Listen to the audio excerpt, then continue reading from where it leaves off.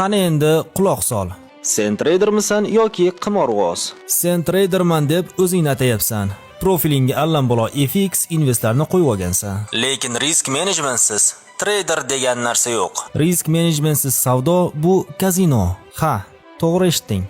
Sen kazino o'ynayapsan, savdo emas. Har safar stop loss qo'ymasang yoki kapitalingni 5-10% ni bitta trade'ga tiqib qo'ysang, sen pulni emas, o'zingni yo'qyapsan. Esda tut.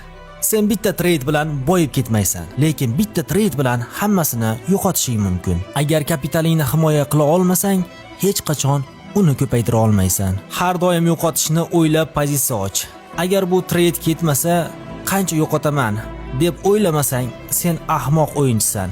Trader emas. Sen nimani xohlaysan? Bir kunlik adrenalinmi yoki uzoq muddatli erkinlikni? Agar haqiqiy trader bo'lishni istasang, o'zingni qo'llaringdan bog'la. Sabrni va risk